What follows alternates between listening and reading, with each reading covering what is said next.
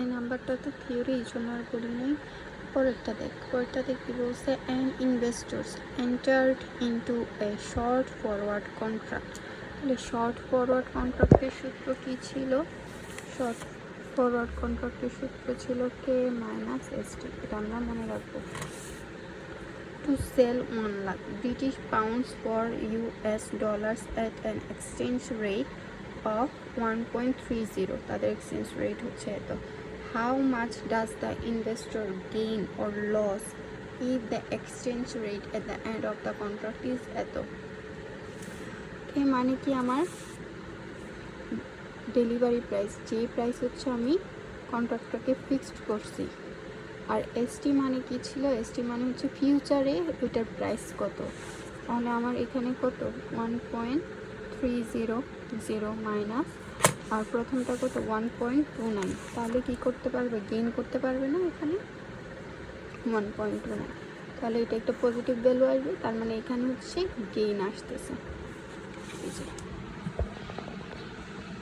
Investors is obligated to sell pounds at 1.29, তার এইটুকু পর্যন্ত এই যে গেইন, তারপর হচ্ছে 1.3 থেকে এটা বাদ দিচ্ছি, আর হচ্ছে এখানে 1 লাখ ছিল বিদায়, এখানে 1 লাখ দ্বারা গুণ করছি। বুঝে গেছে?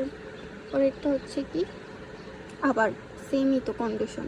তাহলে 1.30 থেকে এটা বাদ দিব, তাহলে হচ্ছে লস করতেছে 1.3, 1.32, তখন হচ্ছে লস আসবে। এটাকে 1 লাখ দ্বারা গুণ করলে আমার টোটাল ভ্যালুতে বের হবে। বুঝে গেছে? যদি আবার বলতো লং পজিশন, তখন সূত্র এটা না হয়ে হয়তো ওই যে এসটি মাইনাস কে, তখন আমাকে এটা বুঝে সূত্রটা লিখতে হবে। পরে এটা কি বলছে? পরেরটা বলছে a traders enters into a short cotton, এটাও short cotton futures contract when future, এটা হচ্ছে ফিউচারের কথা বলতেছে। Future prices is 50 cents per pound. The contract is for the delivery of 50,000. How much does the trader gain or loss if the cotton buys at the end of the contract? আমরা ওই সময় দেখছিলাম short future টাইমে হচ্ছে value কমে, অথবা এটার সূত্র কি, আমরা লং পজিশনে দেখছিলাম যে ভ্যালু বাড়ে, ইনক্রিজ হয়, আর শর্ট পজিশনে আমরা দেখছিলাম ভ্যালু কমলে আমাদের জন্য ভালো। তখন হচ্ছে এটার সূত্র, এটাকে মাইনাস এসটি। তাহলে কে এর মান কত? এখানে ফিউচার কন্ট্রাক্টের কে এর মান হচ্ছে গিয়ে 50 সেন্টস। তাহলে 50 সেন্টস থেকে এটা বাদ দিলে হচ্ছে আমার গেইন 50,000 দ্বারা গুণ করব, আবার 50 সেন্টস থেকে এটা বিয়োগ করলে হচ্ছে মাইনাসের বের হবে, ওইটা হচ্ছে আমি 50,000 দ্বারা গুণ করবো, তখন হচ্ছে আমার লস বের হবে। এটা আমার গেইন, এটা হচ্ছে আমার লস।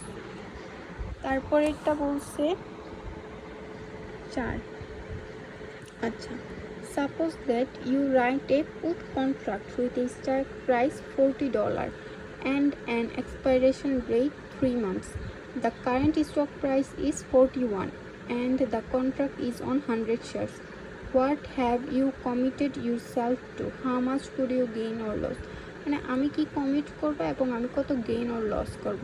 এখানে কিন্তু কোনো ধরনের অপশন প্রাইস, প্রাইস কিছু দেওয়া হয় নাই। কি বলছে? আমি কি নিছি? আমি একটা put contract, right a put contract, তার মানে কি আমি পুট কন্ট্রাক্টটাকে সেল করে দিছি। you have agreed on partial put contract মানে হচ্ছে আমরা সেল করে দিই। আচ্ছা, এটা একটু আছে, এটা আমি পরে বলবো। would like to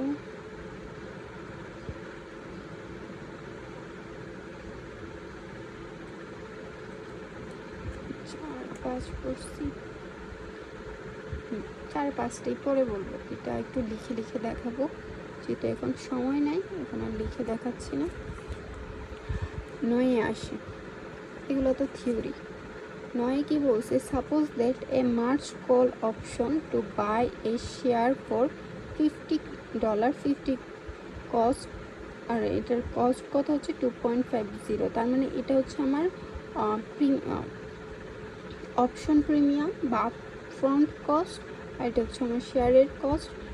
is held until March, under what circumstances will the holder of the option make a profit? বলছে আমি কোন পজিশনে গেলে বা সিচুয়েশনটা কেমন হলে আমি প্রফিট করতে পারবো। আমি কি করতেছি, কল অপশনে আমরা কি করি, বাই করি। আমরা দেখছি কল অপশনে যদি ফিউচারে আমার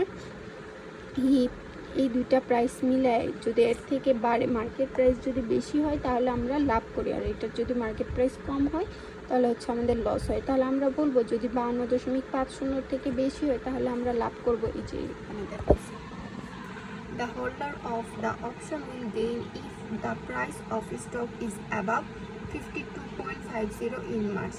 This ignores the number. Okay, the option will be exercised if the price of the stock is above 15 in March. Is above 15 in March. The profit as a function of the stock price আমরা যেভাবে শিখছি যে এখানে ধরে নিচ্ছে হয়তো 2, এখান থেকে আমরা প্রথমে কই যাব, 50-এ যাব, তাহলে তারপর হচ্ছে 52.50 থেকে হচ্ছে আমার ব্রেক ইভেন হবে, তারপর এটা উপরে যাবে, আর এটা হচ্ছে আমার প্রফিট। এইটা ঠিক বুঝে গেছে। তারপরে হচ্ছে সাপোজ এই June put option to sell a share $60 cost $4 and is held until June. Under what circumstances will the seller of the option make a profit? Seller of the option, আমরা put অপশনে আমরা কি করি, আমরা sell করি, তাহলে seller. আর আমরা কি জানি, পুট অপশনে যদি এই দাম কমে 60 থেকে কম হয় তাহলে হচ্ছে আমরা করতে পারি 60 থেকে কত, আমাদের প্রথমে হচ্ছে 60 থেকে 4 বাদ দিব, 60 থেকে 4 বাদ দিলে হচ্ছে 54 হচ্ছে আমার ব্রেক ইভেন পয়েন্ট। এর থেকে যত কম হবে ততই আমার লাভ, মানে 60 থেকে যত কম হবে আমার প্রফিট হবে।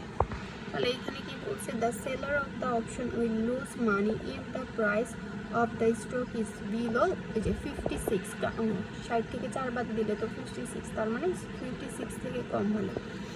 The option will be exercised if the price of the stock is below 60 in June.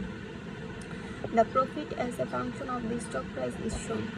এটা আমার কিভাবে আসছে, এই আমরা দেখছি যেহেতু কার চাইছে, সেলারের চাইছে, সেলার কোথায় থাকে, এই পোর্শন, এটা হচ্ছে সেলারের থাকে, তাহলে আমার দাগটা যাবে এখান থেকে। আর যেহেতু আমরা হচ্ছে পুট অপশন করতেছি তাহলে আমাদের পিছন থেকে আসে, পিছন থেকে কত পর্যন্ত আসবে, 60 পর্যন্ত, 60 থেকে কত বাদ দিব, 4 বাদ দিব, তাহলে হচ্ছে 56 হচ্ছে আমার ব্রেক ইভেন পয়েন্ট। এটা হচ্ছে এই 6 এসে মিলে যাবে, তাই না? আমরা এইভাবেই শিখছি, এটা এইভাবে যাবে, এটা এইভাবে যাবে।